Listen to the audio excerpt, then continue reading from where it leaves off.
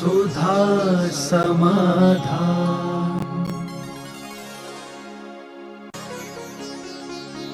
नमोस्तु गुरुदेव। ऋजुमति मन पर्याय एवं विपुलमति मन पर्याय ज्ञान किसे कहते हैं?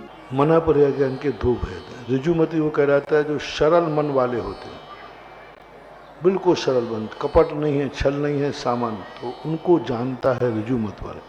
विपुलमति मना पर्याय ज्ञान का तो जो कपटी होते हैं, मन में कुछ है, वचन में कुछ है, क्रिया कुछ है और कुछ सोच रहे हैं, कहीं कहीं तीर है, कहीं निशाना है, तो ऐसे जो वक्र बुद्धि वाले होते हैं उनकी बात को भी जानता है। ऋजुमति मना ज्ञान को तद्भव मोक्ष हो ये कोई नियम नहीं। विपुलमति मना पर्याय ज्ञानी को उसी भाव में मोक्ष होना निश्चित है, क्योंकि वो अप्रतिपाती है और ऋजुमति प्रतिपाती भी हो सकता है, यह विशेषता है। विपुलमति विशाल होता है, बड़ा होता है, सूक्ष्म से चिंतित अचिंतित को भी जानता है, जो अभी चिंतन नहीं किया उसको भी जान लेगा। ऋजुमति सरल को जानता है, जो चिंतन कर रहा है उसको जानता है। नमोस्तु गुरुदेव। कल्प वृक्ष और अशोक वृक्ष में क्या अंतर है? कल्प वृक्ष एक अलग चीज है जो भोग भूमि के स्थान पर होते हैं। 10 प्रकार के कल्प वृक्ष होते हैं।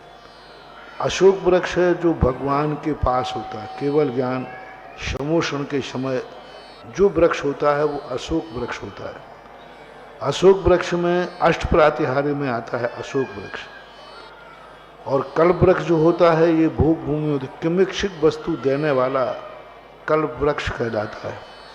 और अशोक वृक्ष है जिसकी छाया में जाते ही सारी कसाएं, सारे रोग, सारे दोष दूर भाग जाते हैं। वहाँ रोटी नहीं मिलेगी। कल्प वृक्ष भोजन मांगेंगे तो भोजन देगा, अशोक वृक्ष की छाया में भूख ही नहीं लगेगी। समझना कितना अंतर है।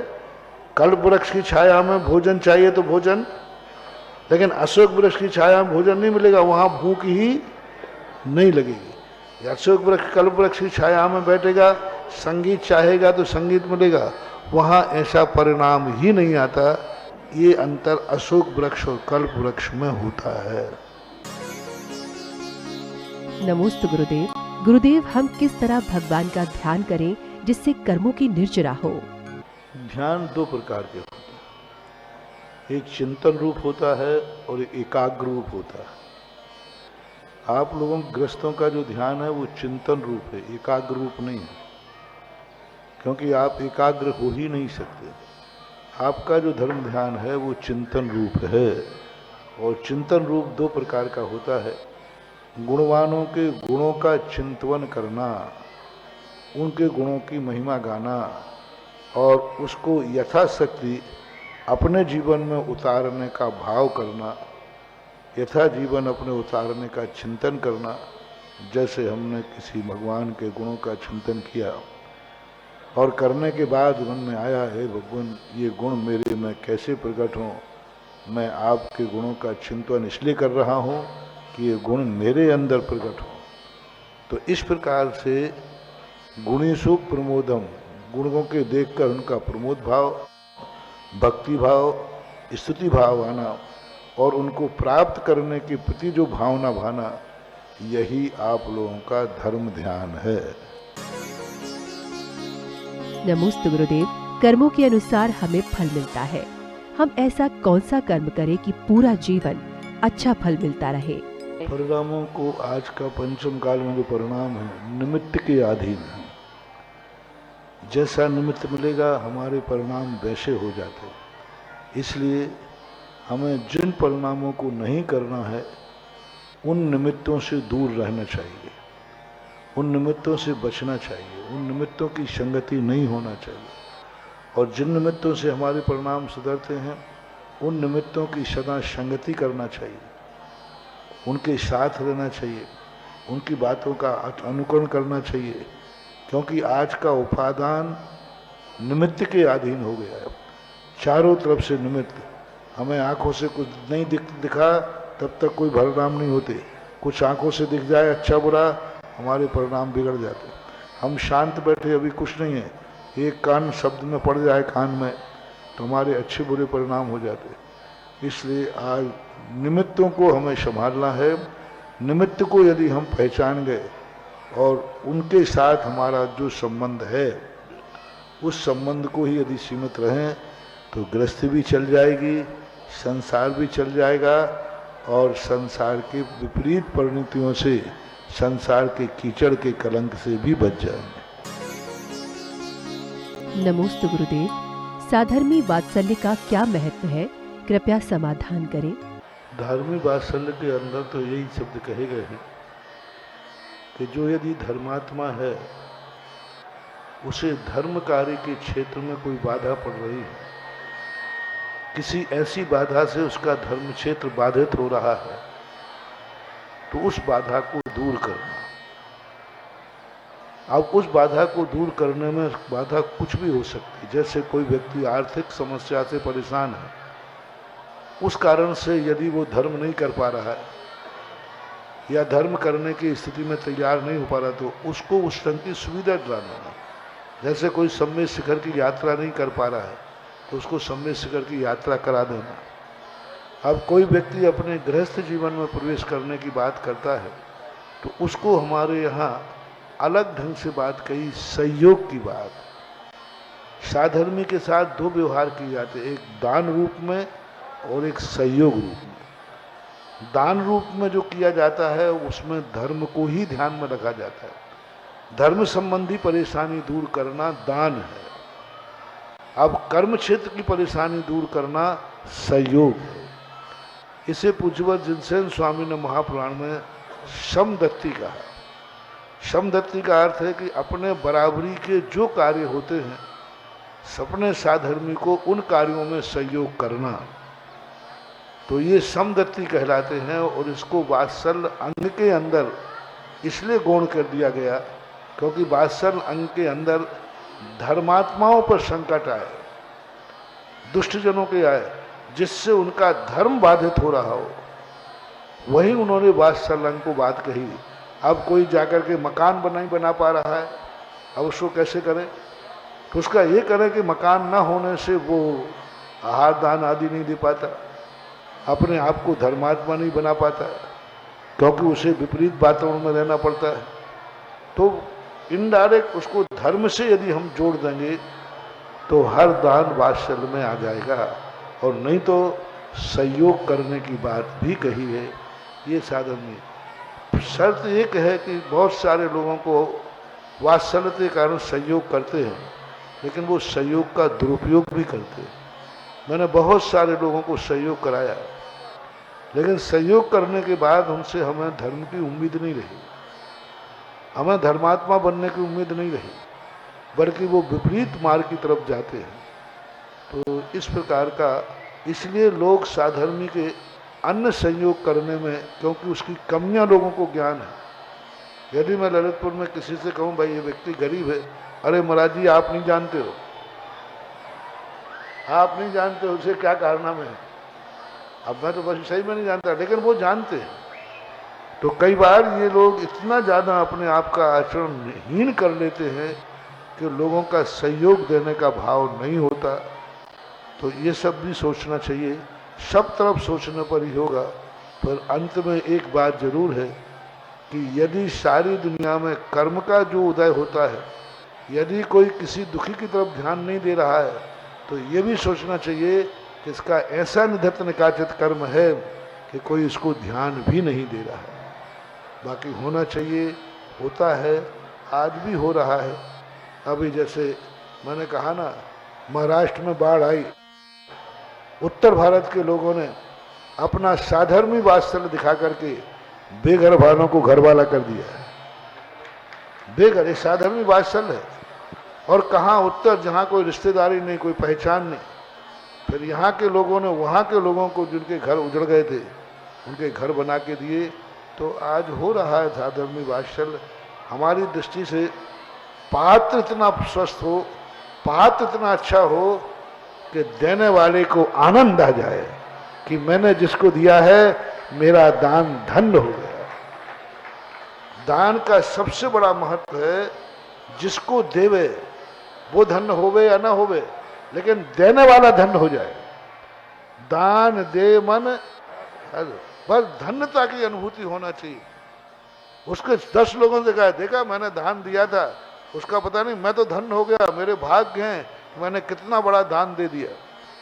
तो पात्र को ये सोचना है कि हम दान तो लेना चाहते, हम किसी से लेना चाहते हैं, लेकिन इतने गुणवान बने कि वो तुम्हें दे करके अपने आप को धन्यता का अनुभव करे, तब बात बनेगी। और उसने देने के बाद कहे मेरी गलती हो गई, मैंने इनको दे दिया। ये सोच। नमोस्तु गुरुदेव। गुरुदेव, बेटियां पद से विमुख हो रही हैं, तो आज के समय में हम अपने को और बेटियों को किस प्रकार संस्कारित करें, कृपया समाधान करें। सबसे पहले तो माँ को माँ बनना होगा। माँ बनते ही उसको ये सोचना है, अब मैं मात्र कन्या नहीं हूँ, अब मैं पत्नी नहीं हूँ, अब मैं माँ हूँ। तो उसको सब कुछ अपना मातृत्व रूप में करना पड़ेगा। उसका मन भी माँ का हो, उसकी आंखें भी माँ की हों, उसकी वेशभूषा भी माँ की हो, उसका बाजार में घूमना भी माँ का हो, बाजार में शॉपिंग भी माँ की हो, भोजन भी माँ का हो, उसके 24 घंटे इर्द गिर्द माँ घूमना चाहिए, मैं माँ हूँ। जब वो होटल में भोजन करने जाए तो अभी तुम दोनों पति पत्नी जाते थे, पत्नी बनकर जाते थे, अब होटल को देख के जाना तो मम्मी पापा बन के जाओ। अब माँ बन के जाओ कि इस होटल में मैं भोजन करूंगी, इस गार्डन में मैं घूमूंगी। पति पत्नी का उनके घूमते थे। अब संतान होने के बाद आपको घूमते समय सोचना है मैं पति पत्नी नहीं, अब मैं माँ बाप हूँ। माँ बन के जाओ। जब तुम वेशभूषा पहनते हो तो घूमने जाते थे, जो भी जाते हो आप लोग, कोई बात नहीं, मैं उसमें डिस्टर्ब नहीं कर रहा हूँ, लेकिन जैसे ही माँ बनो अब वो वेशभूषा नहीं रहेगी जो पति पत्नी की होती है, अब वो वेशभूषा रहेगी जो एक माँ की होती है। एक तुम्हारी संतान, तुम्हारी बेटी देखती है कि हमारी माँ, हमारी सास, दादी माँ, हमारे परिवार की बड़ी महिलाएं भी हमसे ज़्यादा बाहरी शौकों में काम ले रहे, हमसे ज़्यादा उनकी वेशभूषा गिरी हुई है। तो हमारे जीवन में एक बहुत बड़ा, माँ बनने के बाद भी व्यक्ति को पत्नी बनी रहती है, पत्नी की मुख्यता रहती है। माँ बनने के बाद उसकी मुख्यता पत्नी का रूप नहीं, माँ का रूप ज्यादा लेना चाहिए। पत्नी का निषेध नहीं कर रहा हूं, मुख्यता, गौण मुख्यता है। संतान उत्पत्ति के पहले तुम्हारी मुख्यता किसकी थी?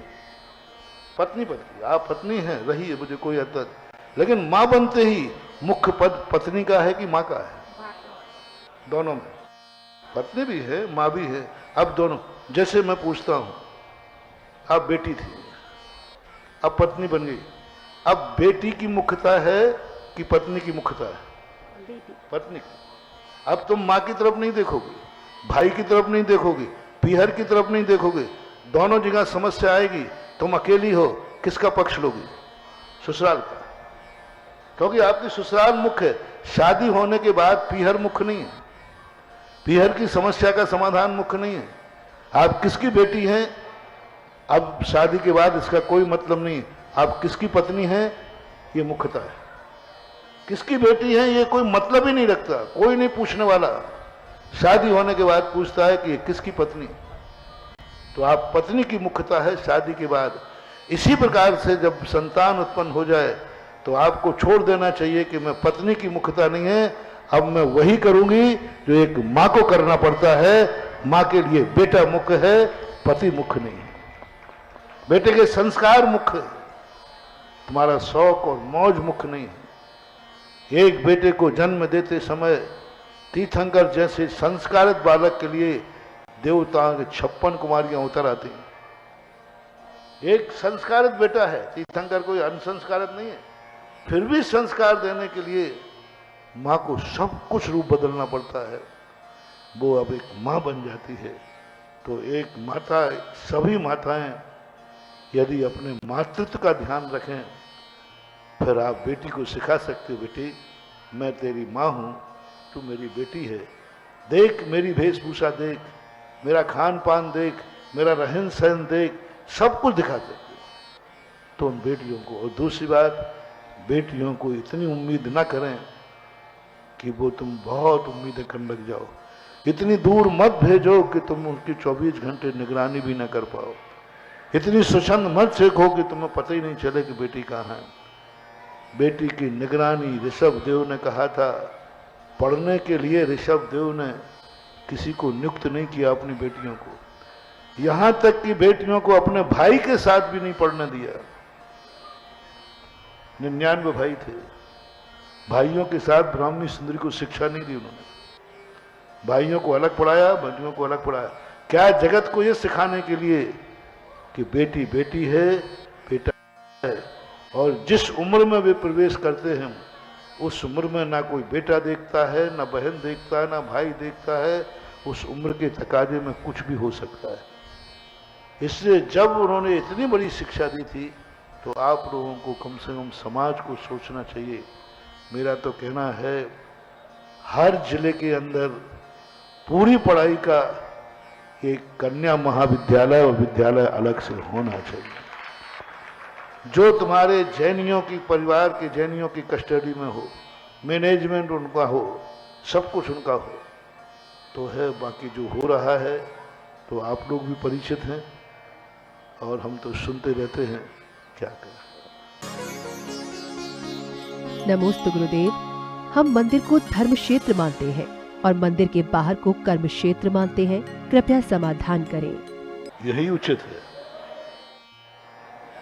मंदिर को धर्म क्षेत्र मानो, बाहर को कर्म क्षेत्र मानो। कर्म को धर्म क्षेत्र मान लोगे तो मुश्किल पड़ जाएगा। हाँ, पर सूसू भी नहीं जा पाओगे। और मंदिर को कर्म क्षेत्र मान लोगे तो अनर्थ हो जाएगा। इसलिए तो ये मर्यादाएं की गई हैं कि दो प्रकार का धर्म होता है। एक आत्मा का धर्म होता है जो सदा शाश्वत है, सदा साथ चलता है, और एक नैमित्तिक धर्म होता है। नैमित्तिक धर्म का स्थान निश्चित होता है और नैमित्तिक धर्म एक अनुष्ठान रूप होता है। नैमित्तिक जो धर्म होते हैं उनमें शुद्धि, द्रव्य क्षेत्र, काल भाव की शुद्धि रखी जाती है क्योंकि वो नैमित्तिक धर्म है। और उपादान के धर्म में कोई शुद्धि नहीं है। पवित्र पवित्र हुआ, सुस्तो सुस्तो की वहाँ अपना आत्मा में कहीं भी ध्यान कर सकते। लेकिन जब हम कोई जाप देंगे, जब कोई नैमित्तिक धर्म करेंगे तो मंदिर धर्म क्षेत्र कहलाएगा, बाहर कर्म क्षेत्र कहलाएगा। ये भेद सदा मानना ही चाहिए। यदि इस क्षेत्र को, ये भेद को हम मिटा देंगे तो अनर्थ हो जाएगा। अब गज होकर गज स्नान नहीं करोगे तो कौन सा स्नान करोगे? गृहस्थ को गज ही कहा है तो गज स्नान ही होगा।